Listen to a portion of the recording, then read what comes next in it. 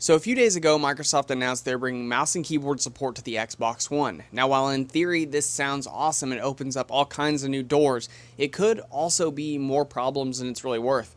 Let's talk about this.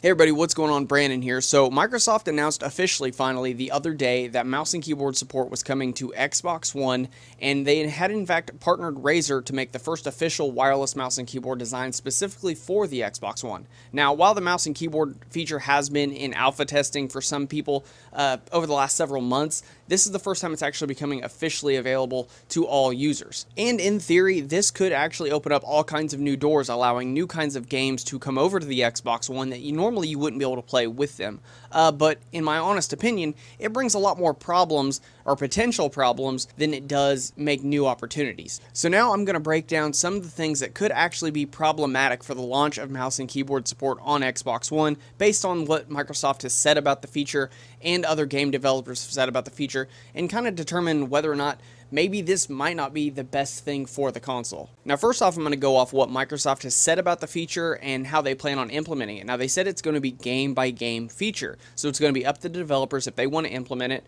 and how they want to do it. Now, I actually really don't like that. I think that, yes, it should be up to the developers to an extent, but I definitely think because of some of the things I'm going to mention here, it should be at least mandated by Microsoft and monitored and basically maintained and given some kind of mandate on what kind of rules they need to follow when implementing this feature.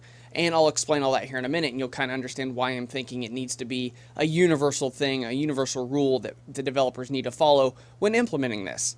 Now, the first biggest glaring problem that most people have already thought of, so I'm going to go ahead and get it out of the way, is PvP. Now, obviously, especially in first-person shooters, a mouse is going to have significant advantages in PvP. They're more accurate, they're easier to control, you have more customization options, let alone in the system settings, but also on the mouse, depending on what kind of mouse you get.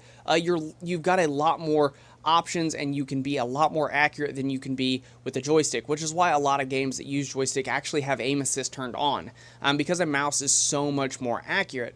So obviously the biggest glaring issue right out of the gate is going to be, okay, if I'm put into a PvP lobby with somebody with a mouse and keyboard and I'm using a controller, I'm going to be in a disadvantage. And the correct answer is yes, you're going to be at a major disadvantage. Well, I know what you're going to say. Well, Brandon, what if they just separate the users? What if they have some users that are using mouse and keyboard in the PC lobby and keep controller users all to themselves? And that can work, but it also could bring about a couple more problems. The biggest one being segregation. When you split up lobby users depending on what they're using, you're making the servers in the lobbies smaller. So you might have a lot of users waiting for a long time to actually get into a match, especially on older games. As anybody knows, the older a game gets or the longer it's been out, fewer and fewer players play it. When you divide that up even more so, you're risking a lot of your players just sitting in wait lobbies and not actually being able to get into a match. And then you run into another issue. You risk that segregation disappearing. With wait lobbies taking too long for users to get into the game and them not playing it, developers might remove that barrier altogether later down the road in order to try to save their game or keep more people playing it.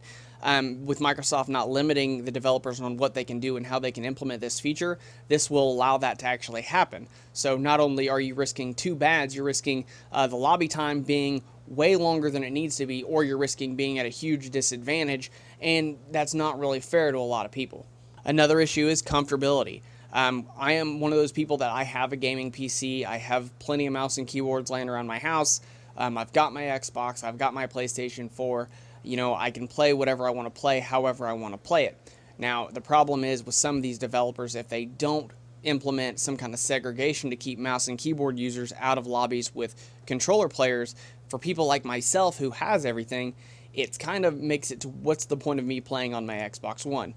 Most of the games I play on my Xbox One, I also play on my PC, but sometimes I don't want to be hunched over a mouse and keyboard in order to play a game. Sometimes I like to sit back on my couch with a controller and play the game.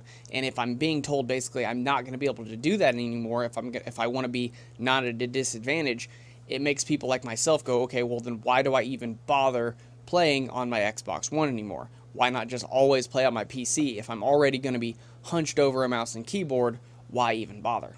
And another big problem will be mouse and keyboard users being at a disadvantage. And no, I don't mean against control users, I mean against other mouse and keyboard users, especially if they end up taking players that are playing with mouse and keyboard on an Xbox One and putting them into PC servers.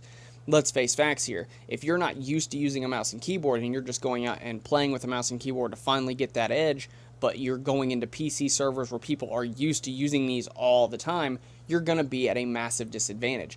Not only with the mouse and keyboard ability, not only skill level, but you're also going to be at a disadvantage when it comes to performance, because there's no way, if you're playing PUBG with a mouse and keyboard on an Xbox One, that you're going to beat anybody with a high-tier gaming rig playing PUBG on a PC.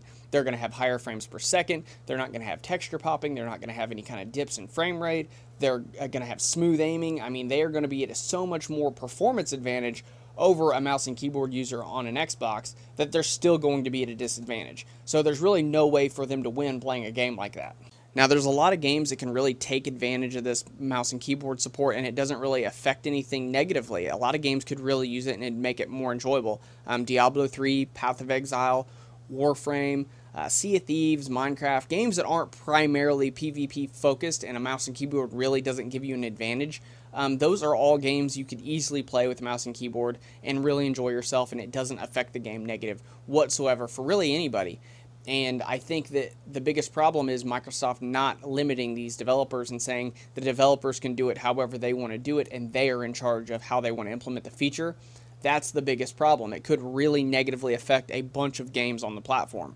And that's something I really don't want to see. I really don't want to see PUBG or Fortnite or Overwatch or Paladins allow mouse and keyboard in these games on Xbox One, because it's just simply not very fair. Now, I think Paladins is already crossplay with PC, so I don't know if it would really affect Paladins any more than it already has, because you're already probably going against PC players. I'm not 100% sure on that.